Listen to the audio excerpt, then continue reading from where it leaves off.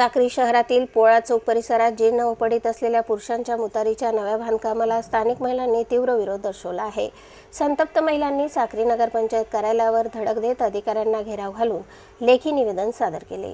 महिलांनी दिलेल्या निवेदनात नमूद केल्याप्रमाणे या ठिकाणी असलेल्या मुतारीमुळे परिसरात अस्वच्छता वाढली असून दुर्गंधी, रोगराई आणि सुरक्षेचे प्रश्न निर्माण झाले आहेत। यापूर्वीही अनेक वेळा तोंडी व लेखी तक्रारी करूनही प्रशासनाने दुर्लक्ष केल्याचा आरोप महिलांनी केला। आता पुन्हा त्याच ठिकाणी मुतारीचे बांधकाम सुरू करण्याचा प्रयत्न होत असल्याने संताप व्यक्त करण्यात आला। महिलांच्या म्हणण्यानुसार मुतारीजवळ काही जण मद्यपान करून गैरवर्तन करतात, त्यामुळे महिलांना व मुलींना घराबाहेर पडणे अवघड झाले आहे। परिसरात असह्य दुर्गंधी पसरत असून रहिवाशांच्या दैनंदिन जीवनावर परिणाम होत आहे। म्हणूनच हे बांधकाम तात्काळ थांबवून त्या जागी जनावरांसाठी पिण्याच्या पाण्याचे कुंड उभारावे अशी मागणी महिलांनी केली आहे।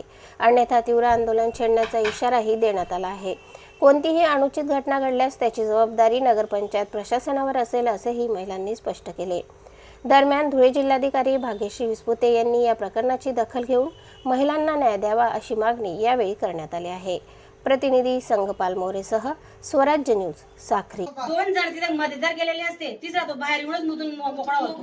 त्याला म्हणजे 5 मिनिट सुद्धा त्याला थांबायला गरज राहत नाही।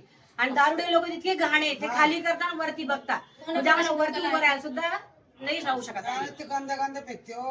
आणि एक म्हणजे असं नरेंद्र मोदींचं हे स्वप्न आहे, घर घर शौचालय, आणि हे जर तुम्ही गल्लीमध्ये शौचालय करून राहिले तर आमचं असं म्हणणं आहे आम्ही नाहीच करायचं। त्या मोतारीच्या जागेवर गोमातींसाठी तुम्ही स्वप्न आहे गोमातांचं, ते आता एकनाथ शिंदेचं पण हे की गोमाते करता हे करा, तर आमचं म्हणणं आहे त्या एरियामध्ये आणि आपल्या साखरीमध्ये कुठेच नाही असे एक कुंड आम्हाला बांधून द्या, पाणी आम्ही भरू लागल्यास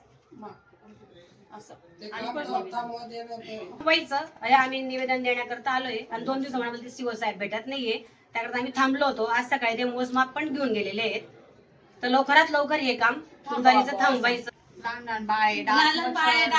आणि मोदी सरकारने त्यांना स्वच्छता अभियान राबवलं, मग आमच्या म्हणजे रस्त्यावरच स्वच्छता नाही, सगळं घाण आमच्या इथेच येते दारापुढे, तर मग ते काय अभियानचा काय उपयोग असं?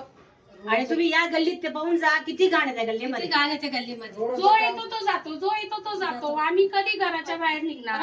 कुठे बाथरूमला येतात कुठे, बाकीचे गल्लीतले सुद्धा लोक तिथे येतात। आमची मेन चौक आहे, मेन चौकला खूप घाण आहे। स्टार्ट असं त्या पोळ्या चौकामध्ये रहिवासी नाहीये, असे व्यापारी लोक कोणीच नाहीये। बघायला गेलं तिथे तर आवश्यकताच नाही मुतारीची, सगळं रहिवासच आहे त्या साईडला, आणि सगळ्यांच्या घरात आहे शौचालय।